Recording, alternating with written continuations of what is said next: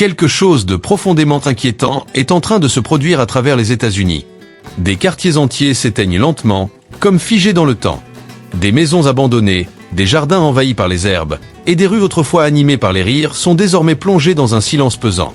Le marché immobilier américain ne ralentit plus, il s'effondre. Les constructeurs ont disparu, les acheteurs se sont volatilisés, et les prix chutent à une vitesse que peu osent reconnaître. Des familles fuient les villes qui, il n'y a pas si longtemps, leur promettaient un avenir radieux. L'emploi se fait rare, les économies locales s'effritent, et le rêve américain part en fumée, une saisie immobilière après l'autre. Ce qui s'annonce, ce n'est pas un simple ralentissement, c'est une dévastation. Une tempête financière si violente qu'elle redéfinira ce que signifie avoir un foyer aux États-Unis. Numéro 10, l'État de Washington. Le marché immobilier de Washington ne fait pas que se refroidir, il pourrit de l'intérieur. Pendant des années, des villes comme Seattle, Bellevue ou Tacoma ont surfé sur une euphorie technologique alimentée par les géants du numérique. Des employés d'Amazon, de Microsoft ou encore de Boeing se sont rués dans la région, faisant grimper les prix à des niveaux délirants. Dans certains quartiers du comté de King, la médiane dépasse désormais les 800 000 $. Mais quand ces géants ont commencé à supprimer des dizaines de milliers d'emplois et que le télétravail a reculé, le rêve s'est volatilisé en un instant.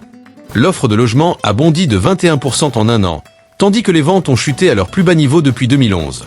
Les acheteurs ont disparu, les vendeurs paniquent et les fissures s'élargissent. En 2025, avec des taux hypothécaires moyens autour de 6,8%, un acheteur moyen à Seattle doit désormais débourser plus de 4 800 $ par mois, contre 2 900 $ à peine 3 ans plus tôt. Les taxes foncières ont grimpé de 14%, les coûts d'entretien de 18%, ajoutant plus de 1 600 $ mensuels à des budgets déjà étouffés. Même les ingénieurs bien payés de la tech commencent à manquer à leurs obligations de paiement. Près d'un vendeur sur 5 réduit désormais son prix de plusieurs dizaines de milliers de dollars juste pour attirer quelques visiteurs. Le problème de fond, c'est que toute l'économie de Washington repose dangereusement sur deux piliers fragiles, la technologie et l'aéronautique. Des secteurs qui s'effondrent brutalement en période de crise. Le ralentissement de la chaîne d'approvisionnement de Boeing, le gel des embauches chez Amazon et les licenciements massifs dans les startups ont vidé la demande locale. Pendant ce temps, la criminalité et le sans-abrisme explosent, poussant des familles entières à quitter les centres-villes autrefois si prisés de Seattle. À Spokane, les prix des maisons ont chuté de 3,2% en un seul trimestre, tandis qu'à Yakima, le nombre d'annonces a doublé sans que les acheteurs se présentent. Lorsque la prochaine récession frappera, le fragile équilibre du marché immobilier de Washington risque de s'effondrer à une vitesse fulgurante. Ce qui fut autrefois un État porté par la confiance technologique est désormais abandonné par cette même industrie. Entre la hausse des coûts, la stagnation démographique, le recul du télétravail et la perte de confiance, tous les ingrédients d'une tempête parfaite sont réunis. Et lorsque la bulle technologique de Washington éclatera complètement, il n'y aura pas d'atterrissage en douceur. Ce sera une chute libre vers l'abîme financier. Numéro 9, le Nevada. Le boom immobilier du Nevada reposait sur des illusions, des paris risqués et beaucoup de chances empruntées. Pendant des années, Las Vegas symbolisait la croissance sans fin. Les néons, les chantiers à perte de vue, et les investisseurs qui revendaient leurs maisons plus vite qu'un croupier ne distribue les cartes. Mais quand l'économie ralentit et que le tourisme décline, le mirage se transforme en désert. En 2025, le prix médian d'une maison au Nevada avoisine les 455 000 $, mais le volume des ventes s'est effondré de 18% sur un an, tandis que le nombre d'annonces actives a bondi de 23%. Plus de 15 000 logements restent invendus, notamment dans les banlieues d'Henderson et de North Las Vegas, où les panneaux « à vendre » s'alignent à perte de vue. Le problème, ce ne sont pas seulement les prix, c'est que plus personne ne peut les payer. Avec des taux autour de 6,7%, les mensualités dépassent désormais les 3 600 $. Et pour ne rien arranger, les assurances habitation dans le comté de Clark ont grimpé de 22% en seulement un an. Entre les licenciements dans les casinos, la baisse du tourisme et la chute du trafic des conventions, l'économie du Nevada, qui dépend entièrement de la consommation, se retrouve à genoux. Quand les visiteurs disparaissent, les pourboires s'évaporent, les emplois de service s'effacent, et les prêts hypothécaires cessent d'être payés. Les investisseurs, qui voyaient autrefois Vegas comme un immense casino immobilier, battent en retraite. Près de 24% des vendeurs ont baissé leur prix, et les maisons restent sur le marché en moyenne 68 jours, un record depuis 2012. Même les nouveaux projets de construction s'écroulent sous leur propre poids. Les promoteurs, incapables d'écouler leur stock, offrent maintenant des incitations de 30 000 $ pour attirer les acheteurs. Le scénario ressemble étrangement à celui de 2008, mais en pire. Car cette fois, l'inflation et les défis climatiques rendent toute reprise beaucoup plus difficile. Le sud du Nevada fait face à des pénuries d'eau qui entraînent de nouvelles restrictions, augmente les coûts et décourage les projets futurs. Vegas continue de briller la nuit, mais sous la lumière des néons s'étend un véritable cimetière économique. Quand l'Amérique éternue, le Nevada, lui, attrape une pneumonie. La bulle éclate, et aucun jackpot ne viendra la sauver. Numéro 8, l'Utah. Le miracle immobilier de l'Utah, qui a duré plus d'une décennie, s'effrite aujourd'hui plus vite que la neige sur ses montagnes. Pendant des années, la région surnommée les Silicon Slopes, avec des pôles comme Lehigh, Draper ou Provo, était le symbole d'une prospérité sans limite. Mais en 2025, cette illusion se dissipe brutalement. L'État, autrefois parmi les plus dynamiques du pays, affichait un prix médian dépassant les 560 000 $, soit une hausse de 70% depuis 2019. Désormais, entre les licenciements massifs dans la tech et des taux supérieurs à 6,5%, les acheteurs se font rares. Les ventes ont chuté de 19% en un an, tandis que les stocks de logements disponibles ont explosé de 28%. À Salt Lake City, les maisons restent en vente en moyenne 71 jours, contre seulement 29 pendant la période de boom. Les constructeurs annulent leurs projets, et les baisses de prix se répandent comme une avalanche le long de la chaîne de Wasatch. Environ 26% des annonces ont déjà été revues à la baisse, un signe évident de panique. Mais le problème majeur reste l'accessibilité. Les revenus des ménages n'ont pas suivi, et aujourd'hui, les remboursements hypothécaires engloutissent 42% du budget familial moyen. Ajoutez à cela la flambée des factures d'énergie et des coûts d'entretien, en hausse de 17% cette année, et l'équation devient impossible. Les pénuries d'eau, la pollution de l'air et la surpopulation des banlieues rendent la vie de plus en plus difficile. La croissance démographique, autrefois la fierté de l'Utah, s'essouffle. Quand la technologie éternue, l'Utah tombe malade. Des entreprises comme Adobe, eBay et une multitude de startups réduisent leurs effectifs ou délocalisent. La demande s'effondre, les investisseurs spéculatifs fuient, et les Silicon Slopes prennent désormais des allures de gouffre immobilier. Si la récession nationale se confirme, le marché de l'Utah risque de s'écrouler sous le poids de ses propres excès. Cet État, autrefois synonyme d'innovation et de stabilité, se trouve aujourd'hui au bord d'un effondrement immobilier total. Numéro 7, la Louisiane. Le marché immobilier de la Louisiane ne s'effondre pas, il se noie. Cet État est pris dans une véritable tempête venue de toutes parts, ouragans à répétition, explosion des coûts d'assurance, exode massif de sa population et économie paralysée. En 2025, le prix médian des maisons tourne autour de 265 000 $, mais c'est là que s'arrête la bonne nouvelle. En à peine 2 ans, les primes d'assurance ont bondi de plus de 50%, forçant de nombreux propriétaires à abandonner leur logement. Des milliers d'assureurs ont purement et simplement quitté l'État, laissant les habitants sans couverture ou contraints de payer plus de 6 000 $ par an pour des contrats presque inutiles. À la Nouvelle-Orléans et à Lake-Charles, le nombre de maisons en vente a augmenté de 31%, mais les transactions, elles, s'effondrent. Les propriétés restent sur le marché 85 jours en moyenne, un record dans tout le sud, et près de 30% des vendeurs ont dû baisser leur prix pour espérer trouver preneur. Mais les acheteurs disparaissent. Pourquoi ? Parce que l'économie louisianaise, dominée par le pétrole, le gaz et le transport maritime, s'enlise. La volatilité du secteur énergétique, l'automatisation des ports et la baisse de la population vident lentement les communautés. À Bâton Rouge, plus de 10 000 habitants sont partis ces 3 dernières années. Quant à la Nouvelle-Orléans, elle cumule criminalité, infrastructures délabrées et risques d'inondation si élevés que certains promoteurs abandonnent leurs chantiers avant même de les terminer. Les coûts d'entretien explosent eux aussi, en hausse de 19% cette année, pendant que la chaleur, l'humidité et les tempêtes détériorent les habitations à un rythme effréné. Ajoutez à cela des salaires stagnants et un parc immobilier vieillissant, et vous obtenez l'un des marchés les plus fragiles du pays. Même les aides fédérales ne suffisent plus à sauver les propriétaires submergés par les dettes et les dégâts d'eau. Avec le réchauffement climatique qui s'accélère, l'avenir de la Louisiane paraît littéralement et financièrement sous l'eau. La montée des mers menace déjà les zones côtières de Terrebonne et de Plaquemine-Parish, tandis que la crise de l'assurance frappe le reste de l'État. Ce territoire autrefois symbole de résilience fait désormais face à une véritable évacuation économique. Et lorsque le crash immobilier frappera de plein fouet, la Louisiane ne perdra pas seulement de la valeur foncière, elle risque de voir disparaître des codes postaux entiers, engloutis par la montée des eaux. Numéro 6, l'Arizona. Le boom immobilier de l'Arizona semblait devoir durer éternellement. Pendant un temps, il paraissait inarrêtable. Phoenix, Tucson et Scottsdale attiraient à tour de bras les Californiens en quête de soleil et de maisons abordables. Mais ce rêve s'évapore désormais sous le soleil brûlant du désert. En 2025, le prix médian des maisons dans l'État avoisine les 435 000 $, mais l'accessibilité s'est effondrée. Les factures d'électricité explosent. En plein été, elles dépassent les 420 $ par mois en moyenne. Les tarifs de l'eau, eux, grimpe sans cesse à mesure que les réservoirs s'assèchent. Ce qui était autrefois un oasis abordable est devenu l'un des déserts les plus coûteux du pays.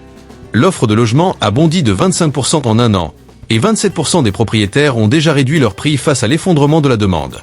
Les compagnies d'assurance fuient l'État à cause du risque accru d'incendie et d'inondation, laissant des milliers de résidents sans couverture. Rien qu'à Maricopa County, plus de 18 000 maisons attendent preneurs, 2 fois plus que l'été précédent.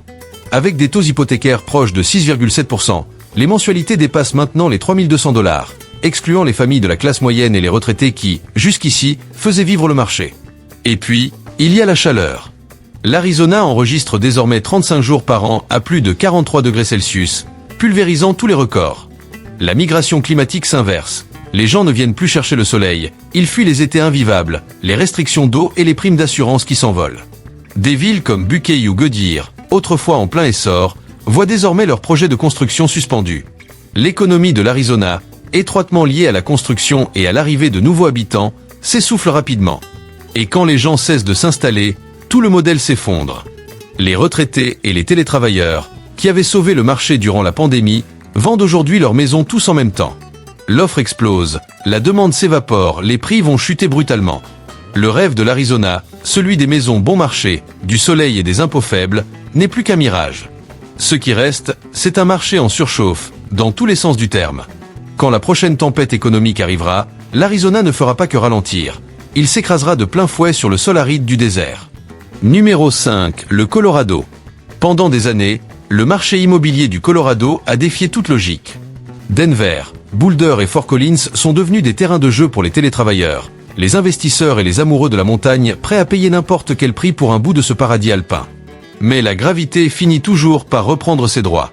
En 2025, le prix médian d'une maison atteint 580 000 $ et les paiements mensuels avoisinent désormais 3 950 $, soit une hausse de près de 70% depuis 2020. Cette flambée provoque un exode silencieux. De plus en plus d'habitants quittent l'État, incapables de suivre le rythme. L'inventaire de logements a bondi de 30% sur un an, et les annonces de luxe se multiplient à mesure que les acheteurs aisés se retirent. Dans les villes de montagne comme Aspen ou Vail, des demeures à plusieurs millions restent vides pendant des mois, ensevelies sous la neige avec leurs panneaux « à vendre ». La demande des investisseurs s'est évaporée, et la construction de résidences haut de gamme a chuté de 40% depuis 2023.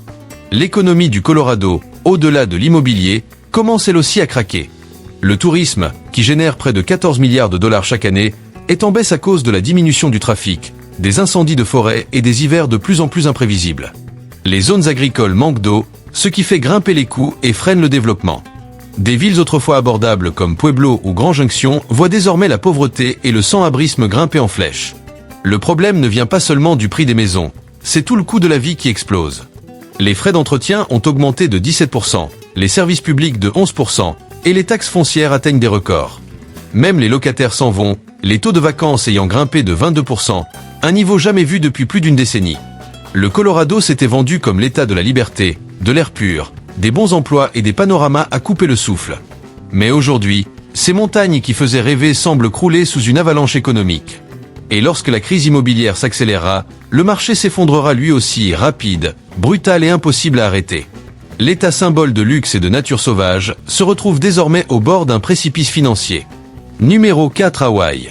Sur les cartes postales, Hawaï ressemble à un paradis. Mais dans la vraie vie, c'est devenu un purgatoire financier. L'archipel affiche aujourd'hui le marché immobilier le plus intenable du pays, un endroit où les rêves trop beaux pour être vrais finissent par se heurter de plein fouet à la réalité économique. En 2025, le prix médian d'une maison atteint près de 875 000 $, alors que le revenu moyen des ménages dépasse à peine 88 000 $. Autrement dit, un rapport de 10 pour 1, l'un des pires jamais enregistrés aux États-Unis. Pour la plupart des habitants, devenir propriétaire n'est plus un objectif, c'est une légende. Le tourisme, moteur vital de l'économie hawaïenne, vacille sous le poids de l'inflation mondiale et du ralentissement économique. Le nombre de visiteurs a chuté de 14% sur un an, et les locations de courte durée, autrefois très rentables, restent désormais vides. Cette baisse du tourisme entraîne à son tour un effondrement de la demande immobilière, révélant la fragilité de tout le système. En parallèle, les assurances explosent. Les primes ont grimpé de 35% en 2 ans, conséquence directe de la montée du niveau de la mer et des phénomènes climatiques extrêmes. À Maui comme à Oahu, les condos de luxe qui se vendaient jadis en quelques jours stagnent désormais plus de 120 jours sur le marché. Depuis janvier 2025, Les prix ont déjà chuté de 3,5%, et les experts redoutent une correction à 2 chiffres si l'économie mondiale se détériore encore. Même les locataires sont étranglés. À Honolulu, le loyer moyen dépasse $2600 par mois, auquel s'ajoutent $1200 pour la nourriture et les services essentiels. L'isolement géographique rend tout plus cher. Chaque vis, chaque litre de peinture, chaque aliment doit être importé.